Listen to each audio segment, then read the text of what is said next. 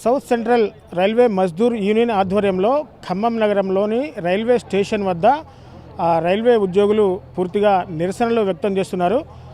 పాత పెన్షన్ విధానాన్ని అమలు చేసి కొత్త పెన్షన్ విధానాన్ని రద్దు చేయాలని చెప్పేసి కూడా వాళ్ళు నినాదాలు చేస్తూ ఉన్నారు. ఇప్పటివరకు కూడా మా పెన్షన్ని తీసుకెళ్ళి షేర్ మార్కెట్లో పెట్టి షేర్ మార్కెట్లో వచ్చిన లాస్తో మా ఉద్యోగ విరమణ చేసే సమయంలో పూర్తిగా కూడా మాకు లాస్ చూపిస్తున్నారంటూ కూడా వాళ్ళు ఆవేదన వ్యక్తం చేస్తున్నారు. అసలు ఈ పెన్షన్ విధానం ఏంటి, నూతన పెన్షన్ విధానానికి వాళ్ళు ఏ విధంగా నష్టపోతున్నారు, పాత పెన్షన్ విధానంలో వాళ్ళకు కలిగే లాభాలేంటనే పలు అంశాలు ఒకసారి వాళ్ళతో మాట్లాడే ప్రయత్నం చేద్దాం. సో అన్న చెప్పండి, దాదాపు పాత పెన్షన్ విధానాన్ని అమలుపరచాలి, కొత్త పెన్షన్ విధానాన్ని రద్దు చేయాలని చెప్పేసి కూడా మీరు నిరసనలు వ్యక్తం చేస్తున్నారు. అసలు పాత పెన్షన్ విధానం అంటే ఏంటి, ఆ కొత్త పెన్షన్ విధానం అంటే ఏంటి, అది ఏ విధంగా మీకు ఇబ్బంది చేకూరుస్తుంది?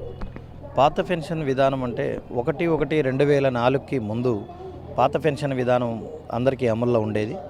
దానివల్ల ఒక ఉద్యోగి సుమారుగా 30-35 సంవత్సరాలు సర్వీస్ చేసి రిటైర్ అయిన తర్వాత అతనికి పెన్షన్ గ్యారంటీ ఉందండి.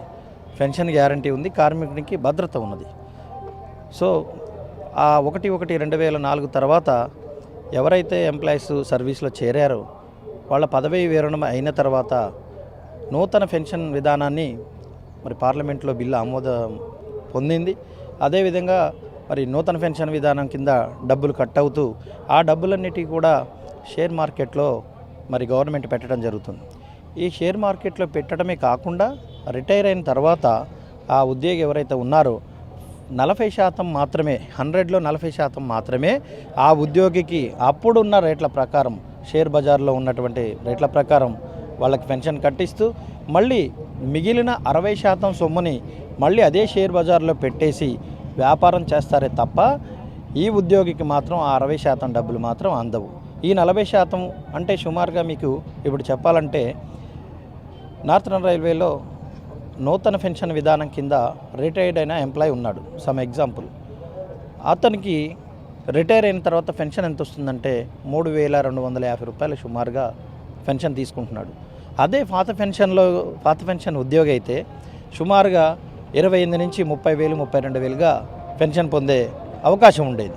అంటే అది గవర్నమెంటు పాత పెన్షన్ విధానం అయితే ఆ యొక్క పెన్షన్ భద్రత ఉంది, షేర్ మార్కెట్లో పెట్టరు కాబట్టి అతని బేసిక్ కింద ఎంతైతే ఉంటుందో దాంట్లో సగం ఈ పెన్షన్లో ఫిక్స్ చేసేసి అతనికి పెన్షన్ ఇస్తూ ఉంటుంది.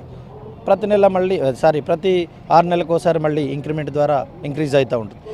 సరే, ఈ షేర్ బజార్లో పెట్టడం వల్ల 40% ఇస్తూ ఈ ఎన్పిఎస్ క్రింద రిటైర్ అయిన ఉద్యోగికి మళ్ళీ 60% డబ్బులతోటి షేర్ బజార్లో మరి వ్యాపారం చేస్తుంటే మరి 3,000 రూపాయలతోటి ఇప్పుడున్న రేట్ల ప్రకారం, ఇప్పుడున్న పరిస్థితుల ప్రకారం సగటు మానవుడు జీవించడం అంటే చాలా కష్టం.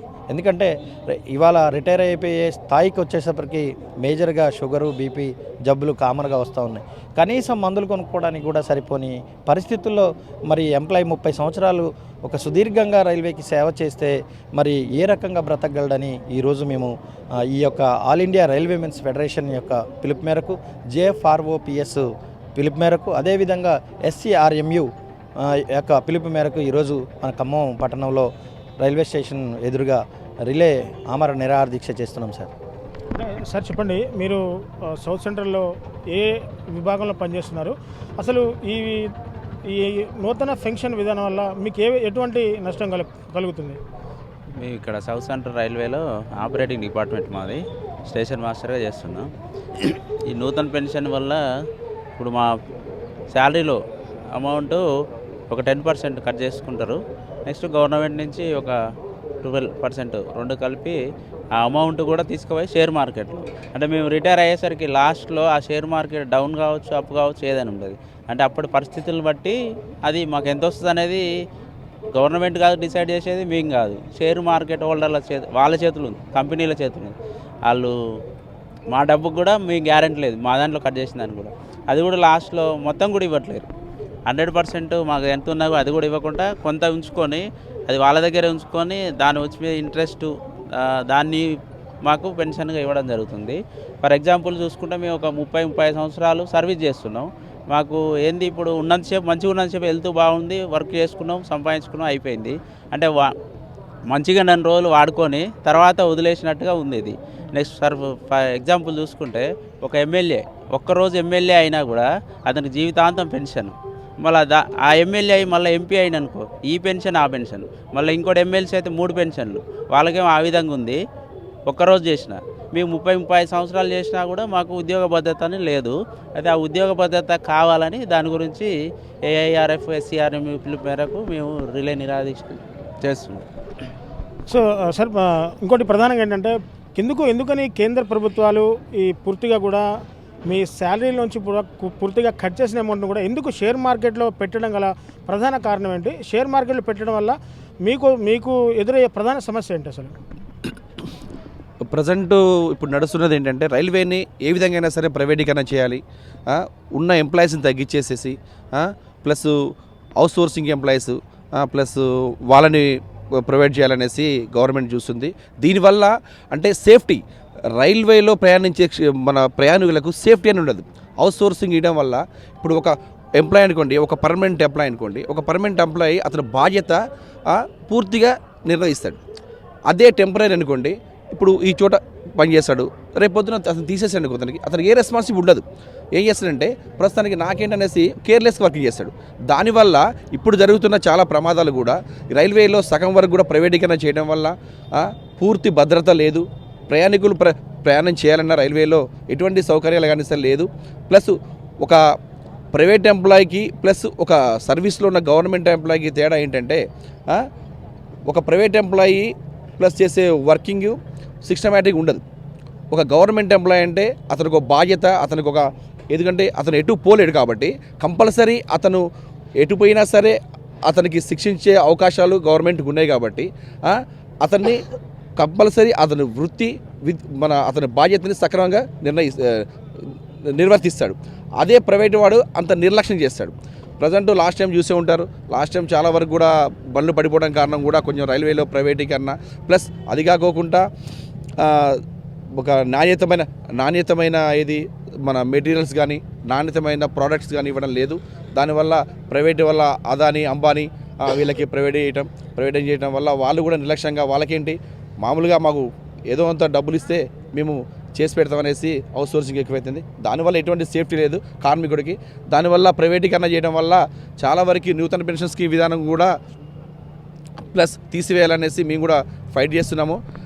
త్వరలోనే ఈ నూతన పెన్షన్ స్కీమ్ విధానం తీసేస్తే ప్రతి ఒక్క కార్మికుడు కూడా కొంచెం అతని బాధ్యతని సక్రమంగా నిర్వహిస్తారనేసి బాధ్యతతో చేస్తారనేసి అదొక ధైర్యం.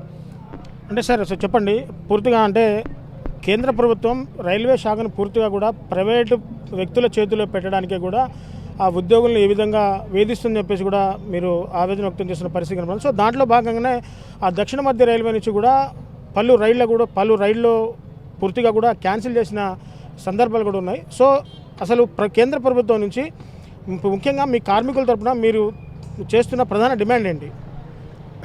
మేము కేంద్ర ప్రభుత్వం వద్ద నుంచి కార్మికులు పాత పెన్షన్ విధానం మా ప్రధాన డిమాండ్. ప్రభుత్వ ఉద్యోగం చేసి ఎందుకంటే అంత కష్టపడి చదివి ప్రభుత్వ ఉద్యోగం కొట్టుకునేది ఎందుకు అంటే రిటైర్ అయిన తర్వాత మనకు అంటూ భద్రత ఉంటుంది. పెన్షన్ ఉంటే, పెన్షన్ లేనప్పుడు మరి ఈ భద్రత ఉండదు. కాబట్టి మా ప్రధాన డిమాండ్ ఏంటంటే ఈ నూతన పెన్షన్ విధానంలో పెన్షన్ ఎంత వస్తుందో తెలియదు, ఎవరిస్తారో తెలియదు. అందువల్ల పాత పెన్షన్ పద్ధతిని ప్రవేశపెట్టాలని మా ప్రధానమైన డిమాండ్ తరఫున ఉండగా దానికోసం ఈరోజు AIRF all India railwaymen federation తరఫున ఈ రిలే నిరాహార దీక్ష నిర్వర్తిస్తున్నాం.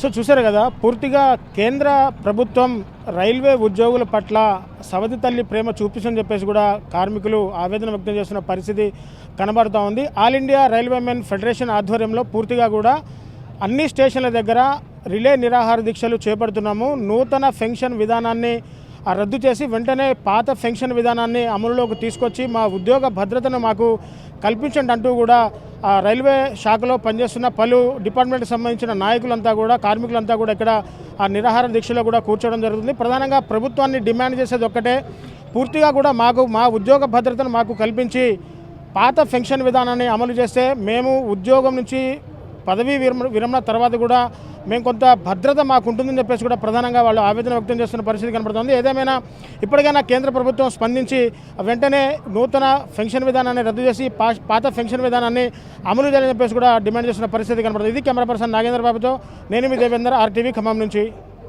మరిన్ని వీడియోస్ కోసం ఛానల్ ని సబ్స్క్రైబ్ చేయండి, లేటెస్ట్ అప్డేట్స్ కోసం వాట్సాప్ ఛానల్ ని ఫాలో చేయండి అండ్ లింక్ డిస్క్రిప్షన్ లో ఉంది.